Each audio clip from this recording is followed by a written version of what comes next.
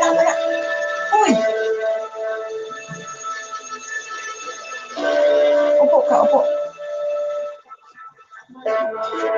Attorney Demetrius, yan. Sa istorya natin ngayong gabi, West, kinasal ng 2 beses, 12 days apart, kinasal silang dalawa.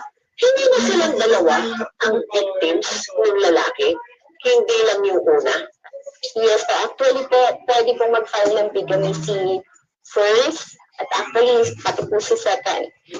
Lalo na po si first, kasi when the husband entered the second marriage, subsisting pa po yung marriage nila. Oo nga. She can file, being the offended party, she can file bigamy against his husband. Oo. Yung first, no? Yes. Yung second, anong makapal niya against the naman? Actually po, she can also file bigamy. Bigamy din siya. So, actually din po, pwede din po siyang mag-file ng petition for declaration of nullity of marriage. So, yung first wife po. The first wife, yes, po.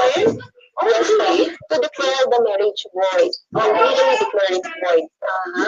Kasi yung marriage po na kinontract po ng husband niya, tsaka pong second wife, is actually may absence po tayo dyan ng legal capacity. Kasi although po 12 days lang po yung gap ng marriage nila, the husband knows already, and he was already incapacitated when he entered the marriage, the second marriage. Kasi alam na niya, asawa na siya. In this situation, no? Yung unang babae, legal yun. Siya yung legal. Yes po, siya po ang legal wife na matatawag. Yes po. The second wife, kasi minsan parang magulo kasi kinasal din naman kami Siguro yun ang nagiging dahilan po Pero actually, that marriage is what the law calls marriage void from the beginning. Because when the husband entered the marriage, wala na po siyang legal capacity to enter into such a marriage. So void from the beginning. Yes po. Second marriage na yun. Yes po.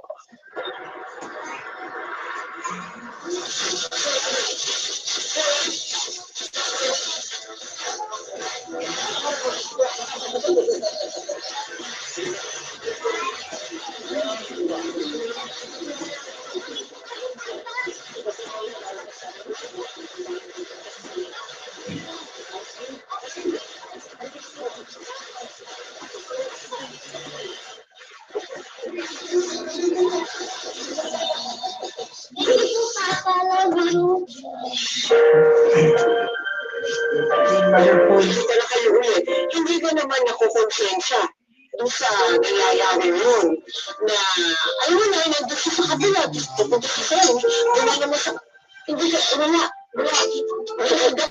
mo nang maluwag yun sa kalooban mo, na gano'n na ang magiging buhay mo. Noon po, nagiging po, kasi siyempre po, nalaya ko na sa noon kaya lang po, inisip ko, bakit ako nagiging ako yung nagay na isawa Ako yung unang pamilya Ang sasayo-sayo ng pamilya namin, bakit ko kailangan mapusin siya? Dapat siya hindi ako. Dito ka. Tubig po, mga patay na. Mahal. Patay na. Anak natin, nagdadalaga na. Naka, marami nang maniligaw na dugo. Mukhang mapapakada ang pagbalik ko sa Pilipinas yan Siyempre, kailangan guardian si Betty. Hindi naman. Sinigis mga advice ko.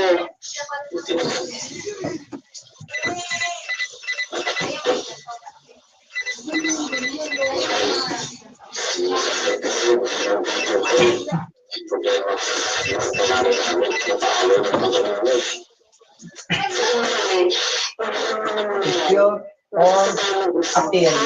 Appeal. Pasensya na mahal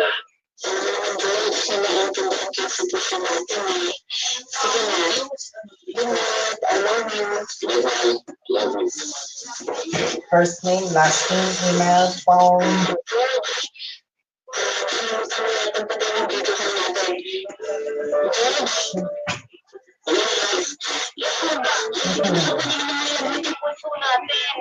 Ipapunta na kami sa ospital. Nakalanda ka na naman. Ano ba ako matatanda?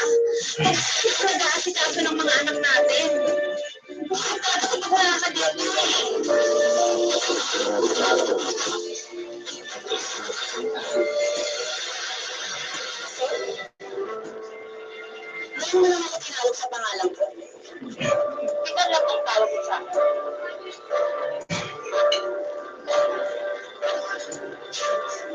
Sasabasag mo sa laptop. Saan ka ba yan? 7 days na ako nag-respond. Hindi ako bulag at mas lalong hindi ako tanga, George. Sino yung pag-itukol mo?